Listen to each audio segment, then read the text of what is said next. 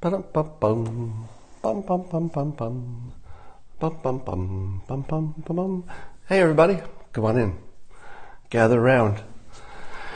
It's Saturday, unless you're watching this on replay, in which case it's another day of the week. Or maybe Saturday. Statistically speaking, it's all possible. You know what else is possible? It's possible that you are going to enjoy the simultaneous sip. Is it the best sip of the day or just the best sip in all of human history? We don't know. But what we do know is that when you enjoy the simultaneous sip, you're having a good time. So it's a perfect way to start a day. Join me for the simultaneous sip. Oh, that's good stuff. So, have you seen the update on the gentleman, and I use that term loosely, who grabbed the hat off of a teenager? Kid was wearing a MAGA hat, and somebody in a burger place grabbed it off his head and threw a drink in his face. And there was a really good phone picture of the guy doing it, and I said to myself at that moment, there's a guy who's going to get arrested and fired and have a real trouble getting a job for the rest of his life. And what happened? He was arrested and he was fired from his job. And he's going to have a real problem getting a new job. Now, when you first saw that film, did you say to yourself, my God, the revolution is right around the corner because people like this can do things like that? And then the next thing you know, somebody else is going to try it. And the next thing you know, one thing will lead to another, and pushing and pulling and revolution. When I saw it, here's what I saw. Well, there's a guy who's not going to do that again. And if anybody watched it, they're not going to do anything to anybody in public either. Because if you do something like that, you really can't work after that. Sort of ever. The person who threw a drink in a kid's face, while that probably seemed like just a spur of the moment, thing in his life, and he was like, I told my friends, you should have seen what I did in that burger joint. I grabbed his hat. I threw the drink in his face.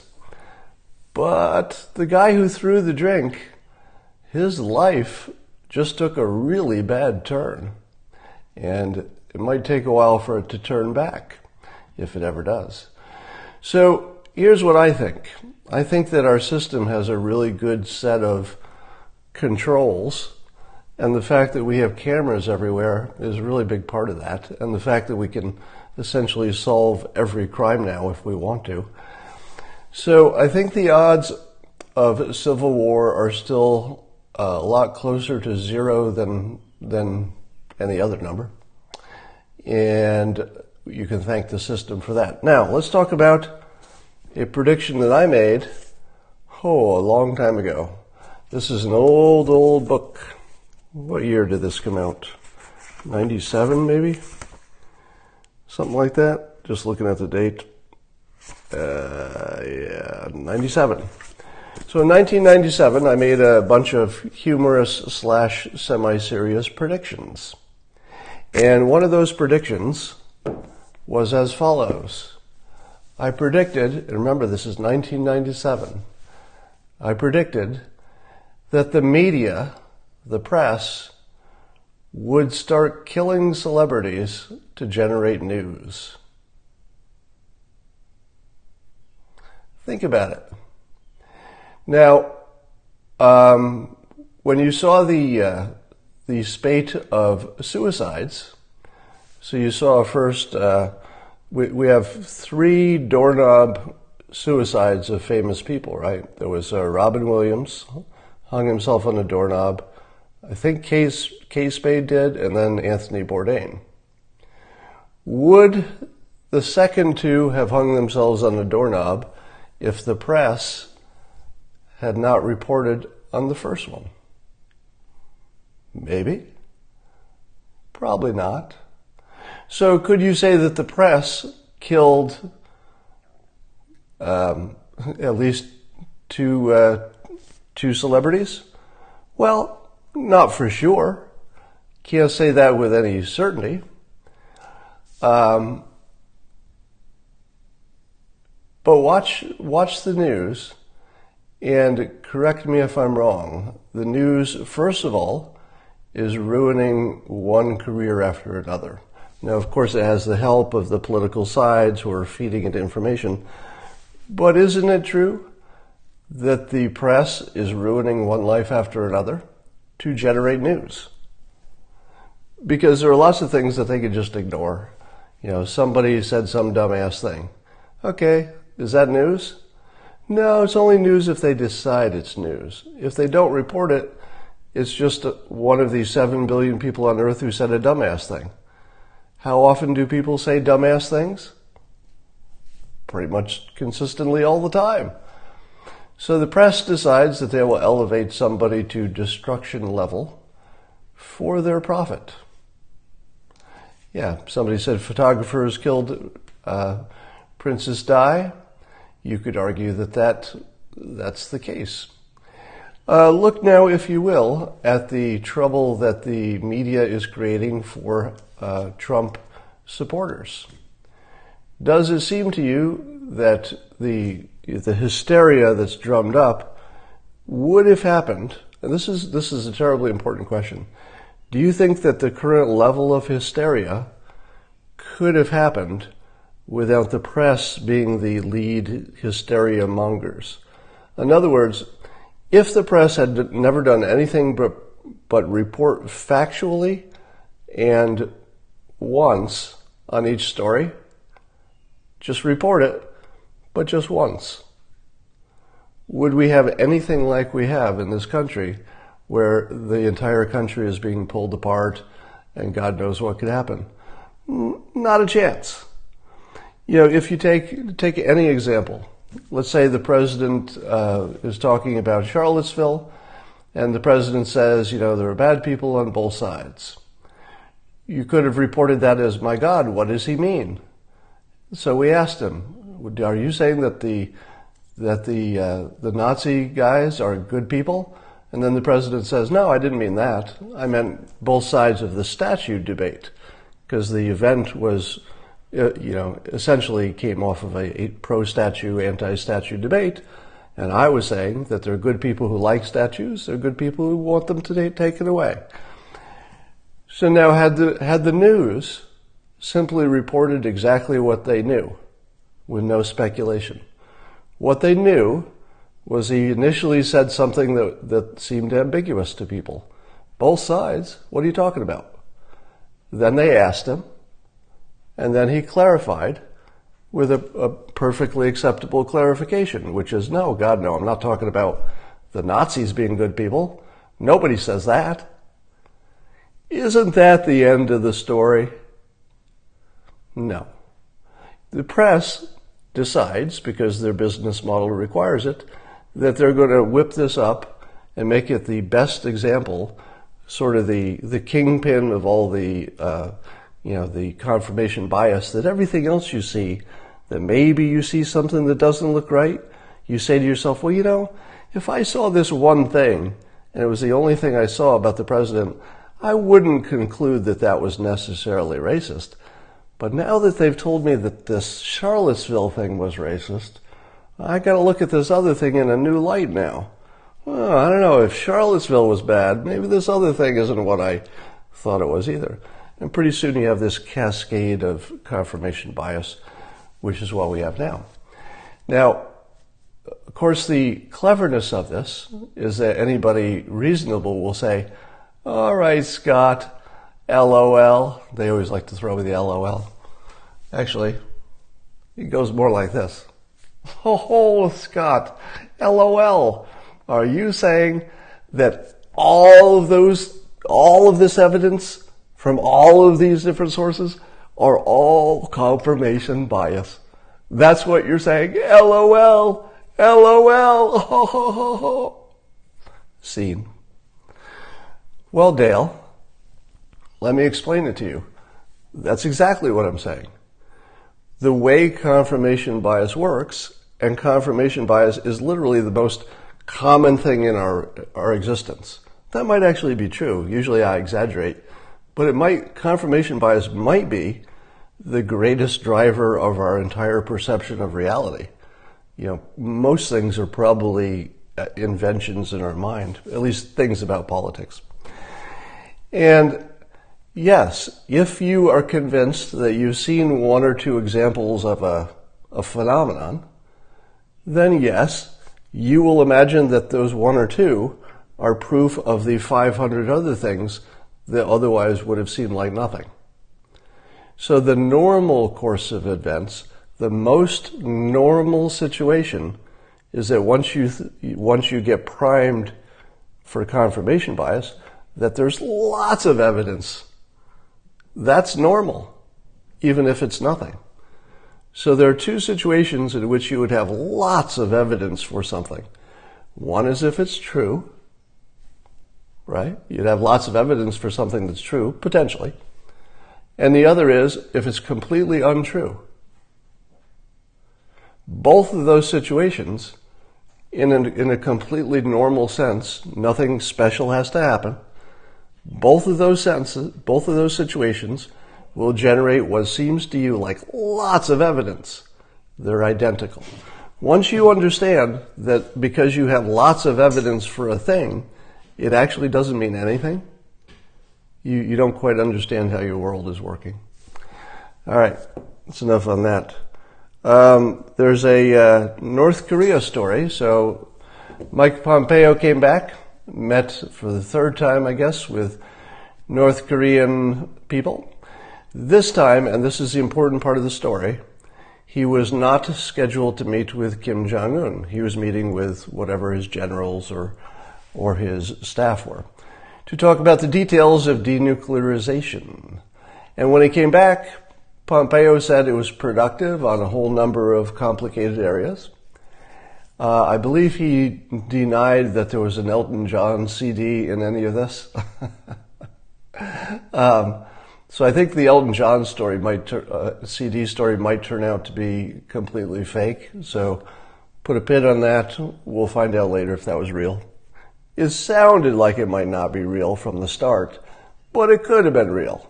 So if it was a prank by someone who was trying to create a rumor, they did a really good job, because your perfect prank is something that's very unusual, but you're still willing to believe it anyway.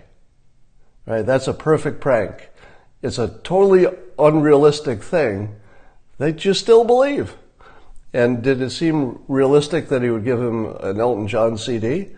Well, it seemed weird, in a wonderful way. It seemed weird, but totally believable. So whether it turns out that he did or he didn't, it's a good story either way. If he did, I believe it, and it would be funny and probably useful. If he didn't, it's a great prank. So whoever was behind that prank, A+ for pranking, if it was a prank. All right. So how do you interpret the fact that North Korea said that they were disappointed and that maybe the meeting was a mistake because Pompeo keeps asking for complete denuclearization without some kind of a tit for tat, give us something and we'll give you something. And so the North Koreans presented it as not that much of maybe more of a bad thing than a good thing, step backwards sort of thing. Pompeo said it was productive. How do you process that? Well, the obvious is that at this point in the negotiations, and when I say this point could last a year. What I'm talking about is the point where they're talking about the details. That could last a year. And during that year, there should be a whole bunch of, either almost walkaways or we change our mind or somebody suddenly adds a new demand that's just crazy. Somebody walks away for a few weeks before they come back. So what the most logical explanation is that everything is completely normal. That there's no real story here except that negotiations are ongoing. And of course, North Korea isn't getting exactly what they want. what were the odds that North Korea was going to get exactly what they wanted and, without giving something up? Well, zero. What were the odds that we would get exactly what we want without giving something up? Well, zero. But both sides, I think, understand that nobody wins by a continued conflict. So I think the gravity and the arc of history is all moving in the same direction toward a good result, but you should expect people will express their concerns during the process. So I wouldn't make much of that. There's a story about Rudy Giuliani, who is making a demand that the only way that Trump will have a conversation and be interviewed by the Mueller team is if Mueller can show evidence that Trump committed a crime. That's pretty good. And I thought to myself, that's so good. Why did it take so long for them to come up with that play? That's like the best play. And I thought, as soon as I heard it, I thought, well, that's perfect. Because Giuliani has been forthcoming about the fact that a big part of his job is public opinion. So remember that there are sort of two plays going on. One play is, and I mean this in the sports sense, that kind of a play, is the anti-Trumpers and Mueller's team, who may or may not be anti-Trumpers, we don't know, are trying to do something legally, or at least to find out if there's something that needs to be done legally. But there's also the political part where the president could be impeached if under the right set of circumstances. So Giuliani is fighting a battle on two fronts. One is the legal battle, but the other is the public opinion. Because if public opinion is deeply against impeachment, it becomes hard for Congress to do it no matter how much they want to. Right? They can't get elected if they go too far. So Giuliani's working public opinion and the legal side at the same time. And this latest play of he'd be happy to talk to you. Remember what I always tell you? If you're ever in a situation where you're being asked in public, will you talk to the investigators? Let's say you've been accused of something, and whether you did it or not, they say, will you talk to the investigators? Your first answer always should be, hell yeah. Yeah, I'll be talking to those investigators. I want to. Can we do it today? Can we do it right now? I'll do it in public. I won't even have my lawyer there. That's how innocent I am. What? Oh, my lawyer's saying I shouldn't do that. All right, that's the only way you should ever handle this situation. It's the way Straka handled it. It's the way Trump handled it. Because they have good lawyers. There is no other way to handle this situation. Plan B is just freaking stupid. So you have plan A, which is brilliant. You say you'd love to do it. Oh, damn it, my lawyer tells me I can't. That's A plus. And every other plan that's not that, fail. Like, this is as binary as you can get. It is the way to do this. So Giuliani and Trump are doing it the right way, showing a complete willingness to talk. Should Mueller present a reason that the public, remember, this is all for the public, should Mueller present some evidence that the president committed some kind of a crime, he'd be happy to talk. Will Mueller present some evidence of that? Well, probably, even if he had evidence of something, I'm guessing that the way the process works, none of us are experts on the law, at least most of us aren't. Some of you might be. But it might be that this request is completely unreasonable, meaning from a technically legal and understanding how the system works and everything. It might be an unreasonable request, because it could be that, I'm no expert on the law, But it could be that this is normal procedure to talk to somebody even who has not been accused of a specific crime, or at least there's no evidence of the specific crime, because talking to that person is essential to finding out if there is a crime, right? That might be one of the big thing that creates some paths of other people to talk to and some leads to follow up on. So I don't know what the real process should look like in a normal situation, but the public, when the public hears this, yeah, I'd be happy to talk to you, absolutely. Just show me some evidence there's a reason. Bam. From the public opinion perspective, it's solid gold. It's one of the most solid legal things I've ever seen. In terms of, as soon as you hear it, you say to yourself, why did that take so long? Wasn't that strategy there before? And it could be that they had to wait long enough that even the public was giving up on them finding anything. So at this point, even the anti-Trumpers are thinking, let's just sort of get this behind us because it didn't work out the way we were hoping. We're on to another manufactured problem.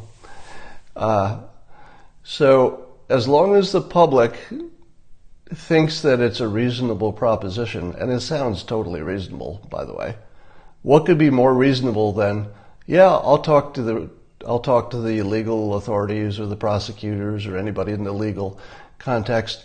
Am I accused of something specific? If I'm not, why in the hell would I go into a perjury trap? Perjury trap meaning a conversation in which you might perjure yourself and create a new crime even if there was no underlying crime. You creating a crime out of no crime by going into the interview. So,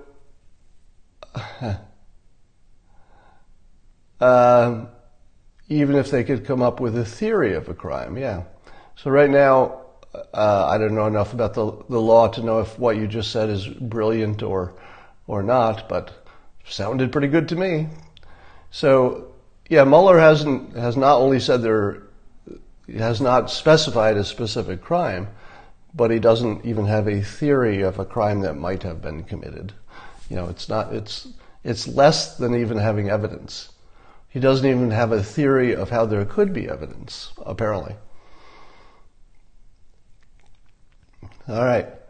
What else is happening? Does it feel like a slow news time? Have you ever noticed this? If you really want to understand the degree to which the press is controlling us, think about this. Why is it that there is consistently less news on weekends and vacations? Have you noticed that? There is just less news when there are weekends and vacations. And it's because the press is also on vacation. Or it's their day off. I don't think that news stops on weekends and stuff.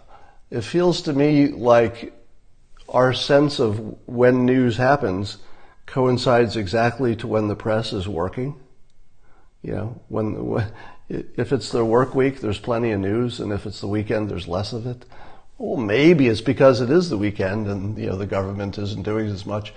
But I got a feeling that, the press is essentially manufacturing the news and has been for a long time. Not all of the news, of course, but some. The political news is largely manufactured based on real facts.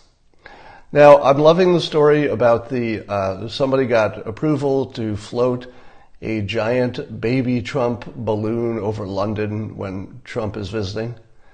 And then, which is sort of hilarious. And I don't hate it at all when the other side does something that's just funny. But then apparently there was some GoFundMe to raise money to create a Mayor of London big baby float. And it's already got a ton of money has been already donated. So there might be competing giant baby floats. And Baby Khan, yes, Sadiq Khan, right? If I said the name right. A baby con balloon. And let me tell you, if that's the level that, this goes to, if we're competing based on a giant, baby politician floats, like that, we're in a good place. All right. I saw something alarming. I'd heard reports that there are some Republicans running who are literally Nazis, or actually, somehow aligned with Nazi ideology. And I thought to myself, literally Nazis? What are you talking about? That sounded like another press thing. But apparently there's some California guy who's running for some seat and made it into the finals. He hasn't been elected, but he's actually a Holocaust denier. And I thought, what? There's a Holocaust denier running in California, of all places. In California, there's a Holocaust denier running for office. And I saw the California Republican Party did probably the smartest thing I've seen, which is they issued a joint disavowal. Disavow? They disavowed jointly with some Jewish organization. So in other words, instead of the Republican Party just disavowing their own candidate, and I won't call him their own candidate because they disavowed him, but he's a guy who calls himself a Republican because you can just call yourself whatever you want. And the Republican Party disavowed him. They disavowed him, but they did it in a joint statement with some Jewish protection group, so that it was like the perfect disavow. If they had just disavowed on their own, people would have said, maybe you're just saying that. But disavowing with a group that has, the maximum credibility on the topic, perfect. It may not help the Republicans as much as they want, but if you're going to disavow, man, that's the way to do it. That's some good disavowing there. All right. So, I think we've covered it. The press is trying to kill us all to generate news. I'm not even exaggerating a bit. Oh, let's talk about the Thai cave. So you may have seen the story, everybody's seen the story about the soccer teams trapped in the caves in Thailand. And because of the architecture of the caves, they're a mile and a half in, and some of it is completely flooded now, and it's muddy water, and even a professional diver has died trying to bring them stuff and get out. So it's super dangerous, and somebody asked Elon Musk if he could help. And my first thought was, all right, Elon Musk, I get it. Elon Musk is very smart, and he's got these companies and he's an engineer, but really, don't we have enough smart people? Yeah, and he's got the boring company that can bore into things.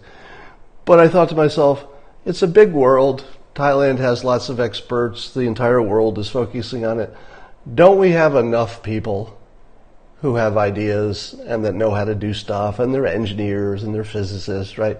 Don't we have enough people? Do we really need Elon Musk to do this too?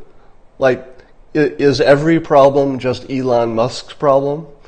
And then I saw the chain of the tweets where somebody asked Elon, and then he started thinking about it. And Elon Musk comes up with the following idea that almost makes me mad because it's so much better than everybody else's idea. He said you should put an inflatable tube into the entire length of the thing, if you can make one. I don't know how long it takes to make a big inflatable tube. And then like a bouncy house where you just have a blower blow in one end and the air pressure makes it increase. What would happen is that would create a 1.5 mile long dry tube that goes through the water, so that the kids could crawl through a dry tube and it would stay dry and open as long as the air blower was blowing. Now, whether or not there's enough pressure, because when it gets to the end, I don't know what happens. Would it stay pressurized? Would it be strong enough? Would it work for all the twists and turns? Could you make it fast enough? So there are many questions about that. But here's the thing that really made me angry. As I was just saying, why the heck does Elon Musk have to be the only person who can solve a problem in the entire world? Sometimes it seems like that. And then, that bastard, Elon Musk, comes up with the best idea. Now, I don't know if this is going to be the idea that really ends up being the one that fixes it all. But you got to admit, of the other ideas you've heard, it was the best one. Somebody says he wasn't the first. But he might be the only one who could actually make it happen. Sounds a little jealous, Scott? Absolutely. If you're not jealous of Elon Musk, who the hell are you jealous of? If you can't be jealous of him, come on.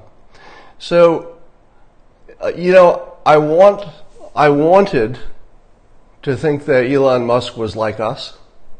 It's like, oh, he's smarter, he's more successful, but basically, he's a human, you're a human, I'm a human, we're basically similar people. And then he does that. And then I think, damn it, you're not like us. You're better than us. He's just smarter. He's just smarter. He's human, but he's like a better version. And, not only is he willing to work on this problem, but he had the better idea. Now, it's too early to say that his idea will be practical, but all of the ideas are impractical in different ways. His idea, on paper, sounds great if you can make that too. How was Christina's trip to the Trump? It was the Trump International, and she said the hotel was amazing. She really enjoyed it. Can we get him on your chat? Probably not. There's some people that I would not contact just because I have an assumption that they got better things to do.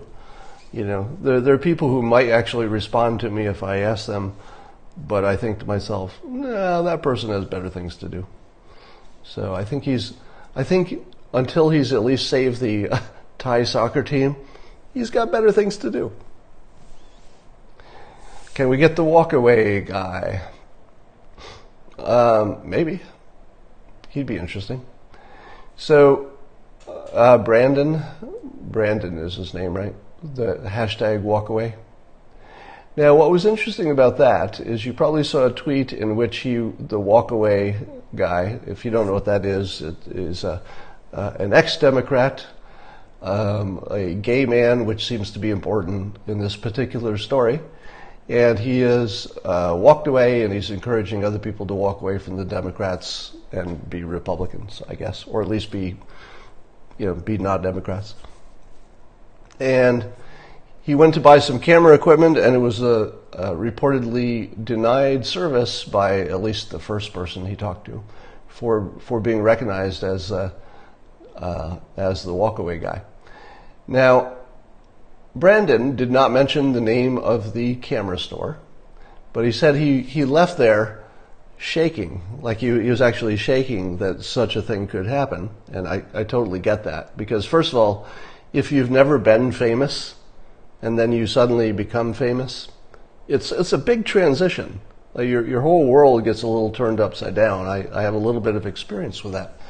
So it's disconcerting to go from not famous to famous in a fairly rapid way, but then to be to have a problem, like a social problem because of it, is a pretty big punch in the gut.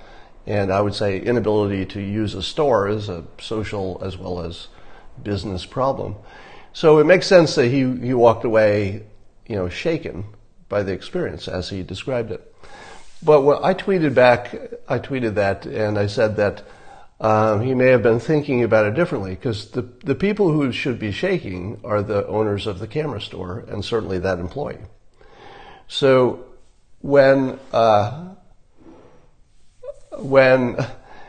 he walked out, refused service, here's the other way to look at the story. One way is, my God, I'm a victim, which I think is essentially how he felt. I think he walked out of the store feeling like a victim, and that played on his feelings. And I suggested that the opposite had just happened, that store had handed him their own future. All he had to do, and by the way, he didn't do this, and I don't recommend that he does it. All he had to do was make a Yelp review and just describe honestly what happened, and that would be the end of that business. So while it might be that he didn't get to buy a camera that day from that one business because of this one employee, and apparently the rest of the store was not on that same page. I think he got one employee. So it wasn't the business so much as an employee. And he took the high road, and he decided not to, do the boycott thing, not try to put them out of business. And I applaud him for that. And I certainly would, in my mind, his brand went up, 2 levels by not trying to put that little camera company out of business. I thought that was exactly the right thing to do. But my point was that how he processes it and how he feels about it could have been backwards. When you're in the situation, you feel the way you feel, and I get that, right? I probably would have felt exactly the same way. But after he processes it a little bit, he may come around to thinking that he had all the power. All of the power was with him, because he had an entire nation, at least 40% of a nation, or however many Trump supporters there were, that would have put that company out of business. He just had to ask. Think about that. He just had to ask.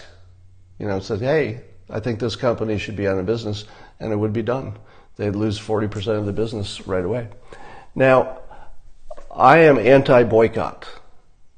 I say this all the time, and there probably are some situations where a boycott makes sense, but as a normal course of business, it's a terrible idea. It's a terrible, terrible idea, and it doesn't make the world a better place.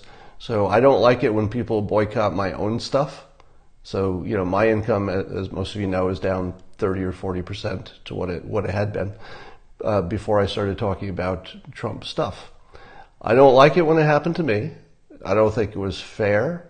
I don't think it was appropriate. I don't think that it helped the world in any way. And so I feel the same about doing it to anybody else. So I'm totally on Brandon's side about not doing the boycott.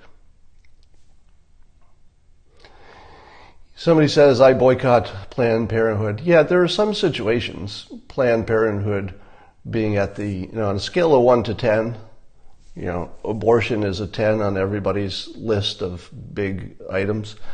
So, certainly there are situations where you could argue that you're doing the right thing, but they're rare. And they should only be in the most extreme cases, I think. Elizabeth Warren's DNA. The interesting thing about President Trump making his humorous offer to pay $1 million to charity if Elizabeth Warren has her DNA tested to see if she has any Native American. The DNA test won't tell you that. Now, which is the interesting thing. So she's never going to take the DNA test because she could actually be descended from Native Americans and it not appear on the DNA. I didn't realize this until this is sort of a new realization for me about how DNA works. I didn't get that you could have a DNA, or you could have an actual Native American great whatever, and you could still, technically have zero identification in your DNA. And it has to do with the fact that you don't get everything in the same percentage from your parents. everybody's getting, they're grabbing pieces from the DNA of a parent, and they're not grabbing all the pieces. So you could end up just sort of by chance that part of your DNA just got left behind. Does it matter if she is or isn't a Native American? I don't think. I think on the list of issues, it's the smallest one, but it plays against her brand. If you're in the party of identity politics, and everything you talk about is identity politics, and you're accused of stealing somebody's identity to get more power, which is what she was accused of for, I don't know, something about Harvard or something. No, it doesn't prove she's a liar. Yeah, let me be, you're not going to like it, but let me defend Elizabeth Warren here. The most likely explanation is that she had a parent who said, yes, you have Native American blood, and she believed it. So that's not lying. It turns out I believed I was Native American as well until this year when I had a DNA test. So my family story was very much influenced by my Native American blood, which I don't have any. But again, I don't know if the reason I don't have any is chance or I actually don't have any Native American relatives. I learned during that process that apparently it was very common for people in my age range that their family claimed some Native American blood because it was kind of cool or, I don't know, it was trendy or something. Apparently that's a thing. People claiming that they have Native American blood when they don't, and it's a big thing. It's like a really big thing that personally, I can vouch for because my whole family grew up thinking we were Native American in some substantial part. Not true. So did Elizabeth Warren lie about being Native American? I would say the odds of it being a lie in the sense that you knew it wasn't true and you said it anyway, the odds of that being the case, probably zero. Probably zero. Yeah, that doesn't seem like something that you would lie about when there's a far better explanation that she just believed it was true.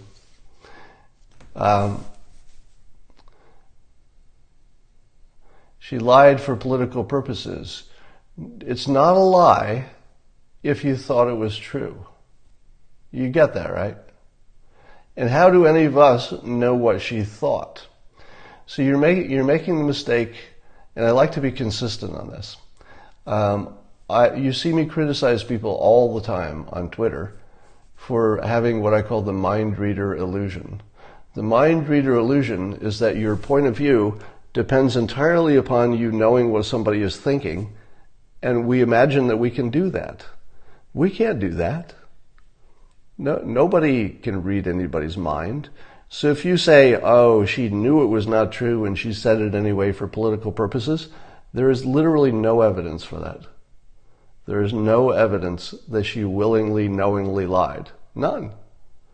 There is your belief that you can imagine you know what she's thinking and that she did it for that reason, but that's you. You're talking about your own flaw. That is, you imagine you can read minds. That's your flaw. That's not Elizabeth Warren's flaw. What Elizabeth Warren did or did not know or do is sort of unknowable. That's exactly what we know.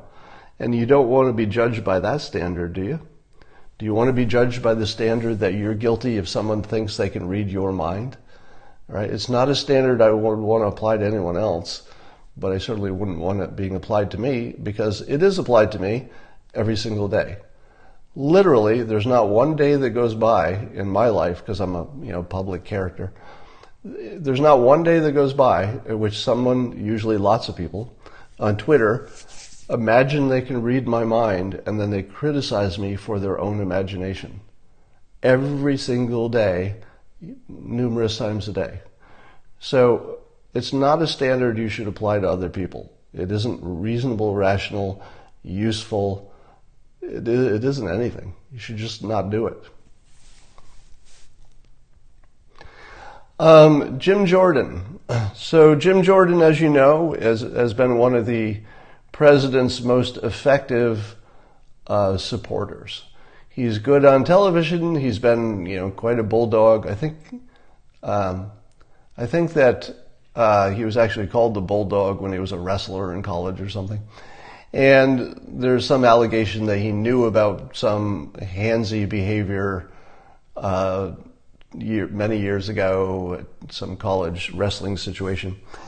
Now, again, I don't have any information about what Jim Jordan did or did not know or did not do. But here's what we do know. Here's what we know. That in 1997, I said that the media would start killing celebrities to generate news. What are you watching? You're watching the media, the news, the press, trying to execute Jim Jordan for news. That's it. That's what you're watching. You're watching the press taking one person down at a time and execute them in front of the public. And the public, half of them are like, yay, you got one of theirs. And then the next person the press takes out, and it might be a different side of the press, right? They're bringing out different people for execution. And then the other side brings out somebody on your side, and you're like, oh, wait a minute, that's one of mine. That's not entertaining. That's not entertaining. I'm going to go watch the network that's executing your side. And then you go over to your side and you go, hey, look what they found on that one. Yay. Yay, they're executing another citizen. I'm so happy. Yeah. So if there's one thing I could teach you, it's that your opinions are assigned to you. Your opinions are not your opinions. Feels like it. It feels like you have an opinion. Feels like it came out of your head. Feels like you looked at the evidence, you're an open-minded, reasonable guy, and you came to a conclusion based on the evidence. But that's not what's happening. The media, at least in politics, the press is assigning you your opinion. The press assigns the opinion to you. Period. Do you think that can't be proven scientifically? You'd be wrong. It would be easy to prove that the press assigns your opinion. All you'd have to do is find somebody who had only been exposed to the facts and not the opinions. Because the news, these days, the news has morphed into almost, I'd say 80% opinion, 20% news. Is that fair? That what used to be more like 80% news and 20% opinion has reversed. It's mostly 80% opinion, wouldn't you say? And even when they cover the facts, they cover them with the opinion spin on it, and they leave out the context that doesn't help their case, etc. So I'd say 80-85% opinion. You're talking about normies, not us. Well, and everybody believes that they're the exception to the rule. So we all think, I feel sorry for those poor bastards who are so fooled by their biased news source. If only they would read the right news, they would not be so biased. And of course, the other people are looking at them and saying exactly the same thing. Until you understand that people are saying exactly the same thing about you, and it looks to them exactly like it, same as you see of them. Until you understand that, you're lost in a sort of a lower level of understanding of your environment. The press assigns your opinion to you. You don't pick it. Now, you do pick your general inclination. So in other words, people do largely have more control over whether they're a Republican or conservative or liberal or Democrat or any of that. But once you've chosen, then your opinions are assigned to you based on which one you've chosen. And even your original inclinations are probably more from your culture than from yourself. Have you noticed that people tend to have the same opinion as their parents and the place they live? What would you say is the ratio? What percentage of people would you think adopt the politics of their parents eventually? Let's say by the time they're 40, how many people have adopted essentially the same general politics as their parents? 80%? 90%? It's way more than half. Yeah. Now there are plenty of stories of people who bucked, went the opposite way. But I think it's closer to, it's in the 75 to 90% range, I would think. I don't know who's measured that. But if you say to yourself, wait a minute, if 85 or 90% or whatever it is some high number, have the same opinion as their parents, does that mean your opinion is your opinion? Is it really your opinion in a context in which almost everybody ends up just agreeing with whatever their parents and their culture told them to believe? Is it a coincidence that if you're born in Saudi Arabia, you'll probably, be Islamic? It's not really a coincidence. Those people didn't. Does everybody in the Muslim majority country wake up and say, let me look at the facts. Let me study the science here, and I'll make up an opinion on my religious beliefs. I want to be objective about this. That happens to basically nobody, right? Almost nobody bucks the majority, the majority religion. So your initial, life opinions are assigned to you by your culture and your parents and your situation. And then when you're trying to get your political opinions, you're leaning one way or the other, which is also based on culture. The culture is probably making you liberal or conservative. And then the press does the rest. But when we think that we have independent opinions, that's almost certainly an illusion. Our opinions are assigned to us. Now, how can you avoid having your opinion assigned to you? Well, number one is you could reject the religion of your parents. Now, that's hard because you probably think they had the right religion, right? I'm not saying it's practical. Now, I have rejected the religion of my parents. I had an advantage because I didn't know what my parents believed. Still don't, really. My parents, I know this is hard to believe, never told the kids, the three of us, their religious beliefs. And I know that doesn't even sound real. But my parents, I swear this is true, would never tell us their religious beliefs. I still don't know. Now they had us, we were all required to go to a Methodist church, which was literally just down the hill from us. We could walk to it. And so we were educated as Methodists, essentially generic Christians. And when I was 11 years old, I tell this story a lot. When I was 11 years old, I was in Sunday school, it was called, where they were indoctrinating us in the ways of the Bible.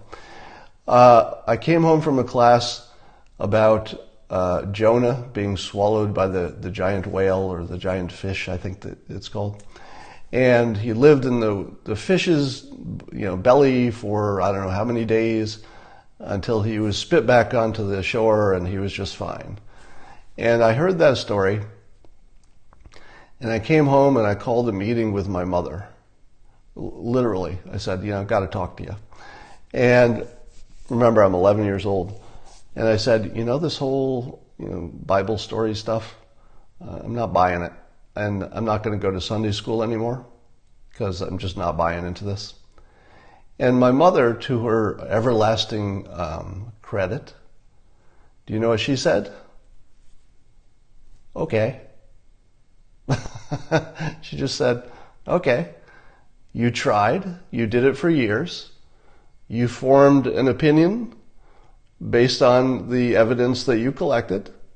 She didn't say this explicitly, but I know her well enough to know what she was thinking in this case. Not a mind reader, but I knew my own mother. And I made a case which was sufficient for her to back it. And she was like, okay, case closed. Case closed, you have done what you needed to do. Now, of course, I've made it a point since then to expose myself to all the other major religions, to dig in just deeply enough that I get a sense for them, what's different, what's the same, what's good, what's not. So I didn't close myself off to that. Now, in my belief, in my opinion, if you can at least break free from your parents' religion, one of two things is possible. You've either rejected the one true religion, which is bad. That's boo. Or you've allowed some, mental freedom that would allow you to come to something like closer to an independent opinion. Now, secondly, I don't really identify with a political group. I don't vote, and I do that intentionally because I don't want to be biased by my team. So I don't have a religious team. I rejected my parents' religion, whatever it was, probably some Christian sort of thing, maybe, but I'm not entirely sure. So I rejected my culture's religion, and I rejected both of the political parties. So in theory, if everything we know about team behavior and confirmation bias and cognitive dissonance, in theory, I should have a little bit more independent thought than the average person because of those two factors. So, but if you were born into, let's say, a certain religion and a certain set of politics, and then you're 40 years old and you say, I used my good judgment and common sense. I looked at all the options, and coincidence, my parents got it right too. I got it right just the way my parents got it right. You could be right. Your parents might be the ones who got the right religion and the right politics, but you can't tell. There's no way to tell. All right. You've reframed it to make yourself look independent. Well, the facts that I'm telling you are the actual facts. The fact of walking away from my parental religion is just a fact. That's not a reframe. And the fact that I'm not Republican or Democrat and haven't identified with any of them, I think at one point I might have been registered, but I don't even know what I was registered at years ago. Probably independent, but I'm not sure. So those factors would make somebody more independent in their thinking, but I can't tell you that I'm independent and still be consistent with everything I know, because everybody feels like they have independent thought. We all feel like we made our own decisions. I feel like I made my own decisions. You feel like it. I'm just telling you that if your decisions match your team, your credibility is lower than somebody whose opinion doesn't match their team. Let me give you an example. We were just talking about Brandon, I forget his last name, of the hashtag Walkaway. Somebody who does hashtag Walkaway, or let's say Candace Owens, for example, sometimes if you've changed teams, I think that's probably a sign that you might be using some independent thought, but not necessarily. There may be other factors at work. All right, that's enough for now. I'm going to sign off, and I hope you have a great Saturday.